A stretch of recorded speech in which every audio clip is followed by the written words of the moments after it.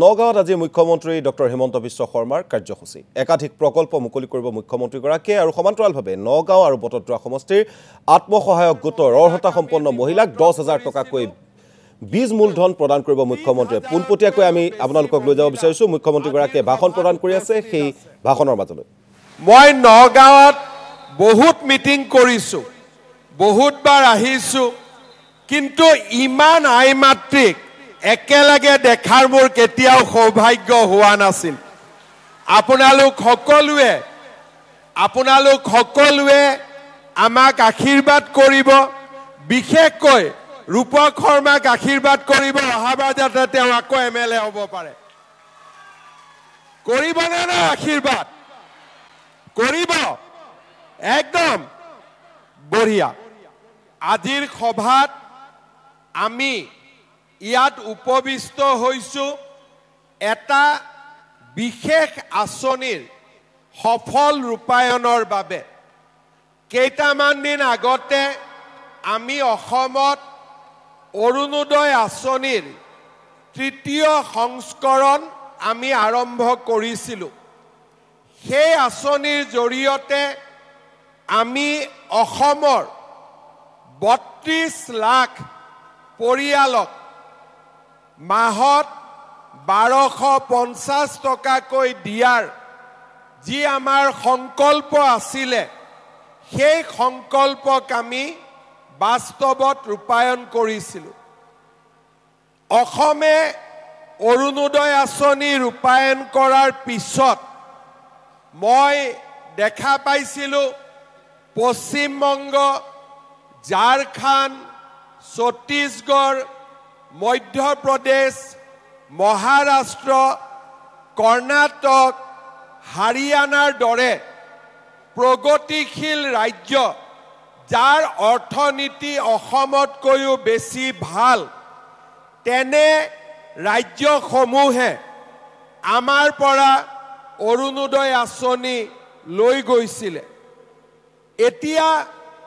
মহিলা সবলীকৰণৰ দিশত আমাৰ অসম এখন শ্ৰেষ্ঠতম ৰাজ্যত পৰিণত হৈছে অকল যে অৰুণোদয় আঁচনি আমি প্ৰদান কৰিছো সেয়ে নহয়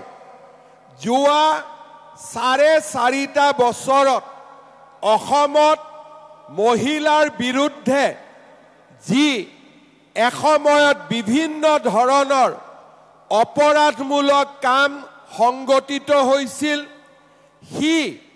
দ্ৰুত গতিত কমিব ধৰিছে আৰু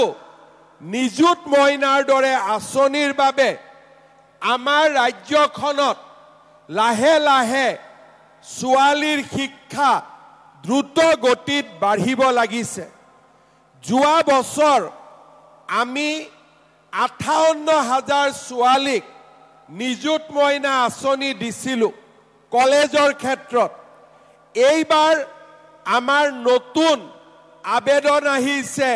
1,58,000 অৰ্থাৎ আজি আমাৰ আঁচনিসমূহে ছোৱালীয়ে হওক মাতৃয়ে হওক বৃদ্ধাই হওক বিধৱাই হওক সকলোৰে জীৱনত কৰবাত নহয় কৰবাত স্পৰ্শ কৰিবলৈ সক্ষম হৈছে আমি যেতিয়া কোনোবা কলেজত যাওঁ কলেজৰ বাহিৰত আমি দেখা স্কুটিবিলাকে প্ৰমাণ কৰে যে আমাৰ আঁচনিবিলাক আজি কিমান সফল হৈছে কোনোবা যদি আমি হাই স্কুললৈকে যাওঁ কোনোবা যদি আমি হায়াৰ সেকেন্ডাৰী স্কুললৈকে যাওঁ তাৰ সাইকেলৰ ষ্টেণ্ডত জমা হৈ থকা সাইকেলবিলাকে প্ৰমাণ কৰে যে আমাৰ চৰকাৰে লোৱা আঁচনিবিলাকে আমাৰ ৰাজ্যখনলৈ কিমান দ্ৰুত গতিত পৰিৱৰ্তন আনিবলৈ সক্ষম হৈছে আজি এছাম লোকে আমাৰ আঁচনিসমূহক সমালোচনা কৰে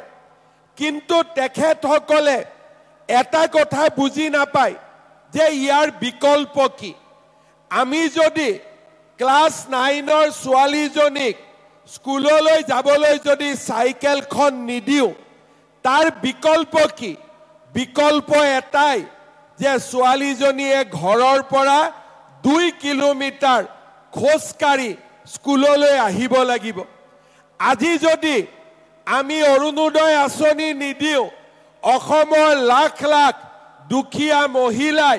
ঘৰখন চলাবৰ বাবে কাৰোবাৰ ওচৰত হাত পাতিব লাগিব